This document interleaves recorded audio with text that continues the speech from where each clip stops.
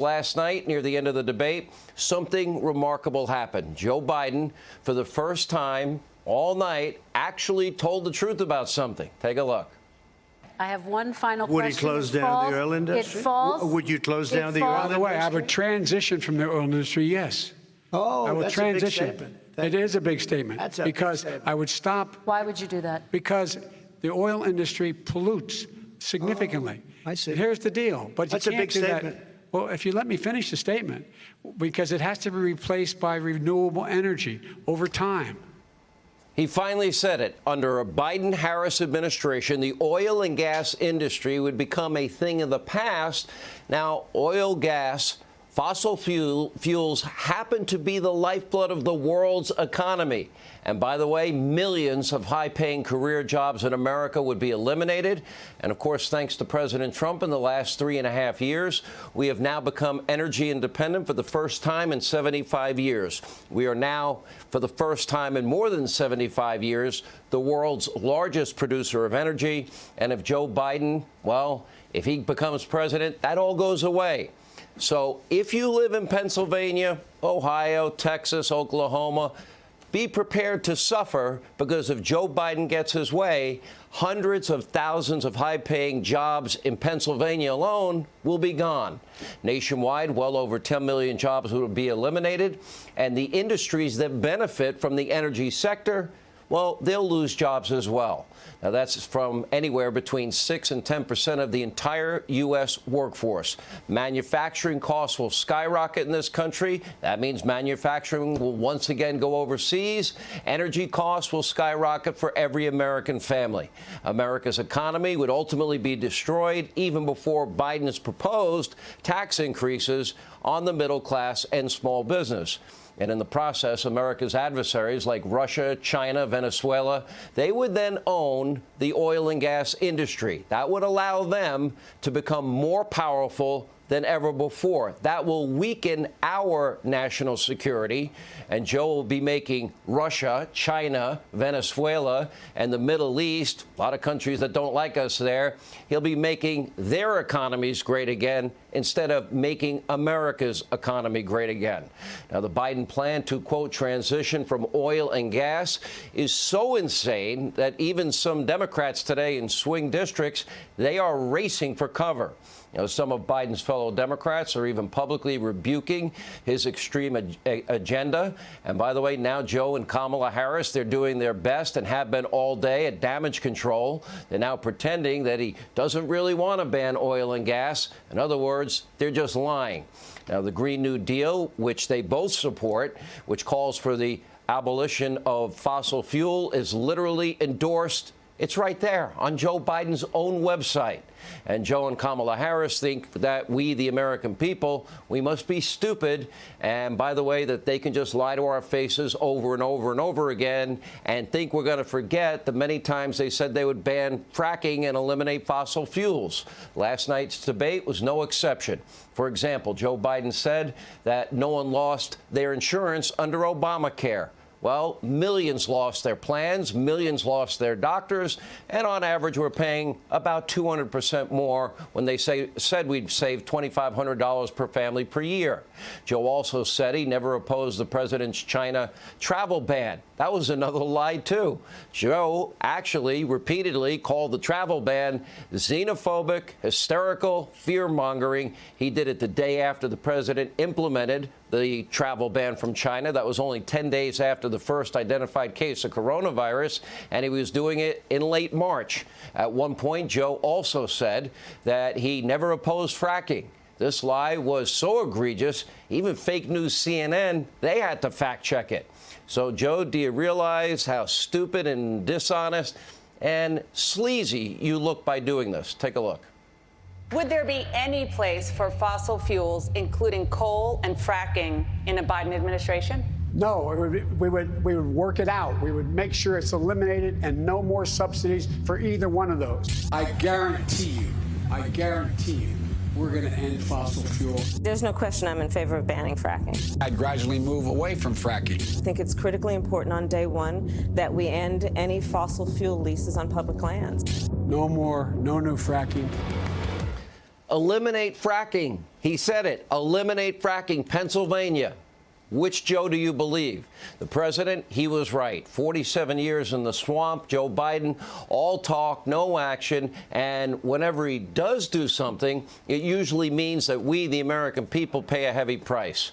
And sadly, Biden's blatant dishonesty, it didn't end there. He also told this incredibly bizarre lie about the United States and Adolf Hitler. Take a look.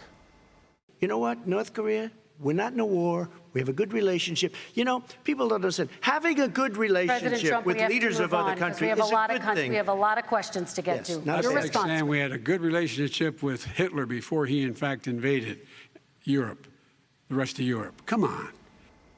Come on, man. The U.S. was sending weapons, Joe, and other supplies across the Atlantic to Hitler's adversaries well before the war. Maybe something tells me that Joe was not a very good student. Oh, that's right, too, because he finished near the bottom of his law school class, and then he lied about that like he's lied about so many other things, like being endorsed by the NAACP. That was a lie. Now, that is actually what sank his first presidential bid just a few decades ago. You get the theme here? Joe Biden told many lies last night. And at one point, President Trump forcefully, brought the issue of the kids in the cages smear that the Democrats are too fond of, and told the truth. Take a look. They built cages. You know, they used to say, I built the cages. And then they had a picture in a certain newspaper. And it was a picture of these horrible cages. And they said, look at these cages. President Trump built them. And then it was determined they were built in 2014. That was him. They did it. We changed. Did not. They built the cages. Who built the cages, Joe? Let's talk about what Who built the cages, Joe? By the way, Joe, you see those cages, these pictures? Yeah, you built that.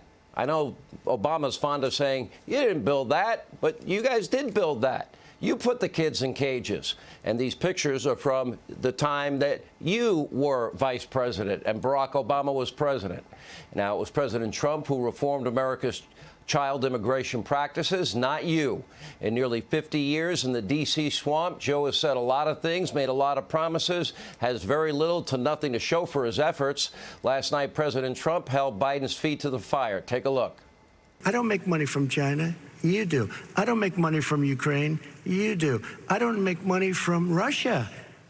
You made $3.5 million, Joe. I ran because of you. I ran because of Barack Obama, because you did a poor job. If I thought you did a good job, I would have never run. That's a typical political statement. Let's get off this China thing. And then he looks, the family, around the table, everything. Just a typical politician when I see that. Let's talk about North Korea. I'm not a typical politician. Okay, that's why I got elected.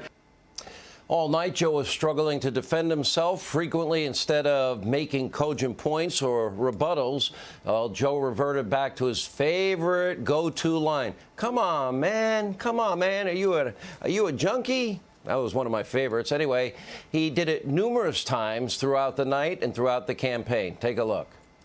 Why the hell would I take a test? Come on, man. Come on.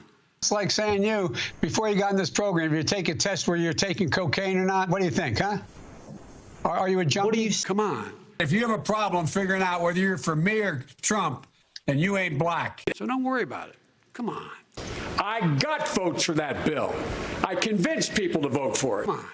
The radical left. Will you shut up, man? Listen. Come on. You ever been to a caucus? No, you haven't. You're a lying dog-faced pony soldier. Come on. And you want to check my shape on it, let's do push-ups together here, man. Let's run. Let's do whatever you want to do. Let's take the 19 steps. Come on. Now, Joe should have been arrested because he spent 5 of the last 6 days inside his basement bunker just preparing for the debate, taking naps and drinking hot cocoa. Was that the best you got? Come on, man, come on, man. Anyway, in Joe's defense, it was way past his bedtime. That's probably why he was looking at his watch, likely hoping and praying that the debate would soon come to a merciful end. You might remember during the 1992 debate when George Herbert Walker Bush, he looked at his watch. It became a national scandal. In fact, decades later, the media mob was still obsessing and reminiscing about the scandalous watch moment. They're eerily quiet about Joe, though. Take a look. In 1992, George H.W. Bush deliberately looks at his watch, and he pays for it when the audience and voters see it as disrespectful. George Bush is caught in the background looking at his watch, and he doesn't just glance at his watch. He does it like he's in a theater production and trying to make sure they see it in the last row. And it just accentuated this pre-existing narrative that George W. Bush was just kind of not in the moment, wanted to get through this thing, didn't care. All right, so I wonder if Biden will receive the same treatment from the media mob. Of course not. Last night, many praised the debate moderator's, quote, even-handed performance. I didn't think it was so even-handed. She interrupted President Trump nearly 30 times and interrupted Biden only twice. As we've been telling you, there are powerful institutional forces, including the media mob, big tech, social media, Democratic socialists, so-called never-Trumpers, weak establishment Republicans, and, of course, the deep state, all aligned against this president. The only thing that can stop them in 11 days is you, the American people. You're the ultimate jury. Now, even so, it's Joe Biden, not President Trump, who is resting at his home in Delaware tonight, despite an unprecedented, leisurely campaign schedule. I guess Joe is exhausted. Now, this is important. If Joe Biden doesn't have the strength, the stamina, the mental acuity, the mental alertness to handle the rigors of a campaign, how does he plan to lead the free world, considering that's the hardest job in the world?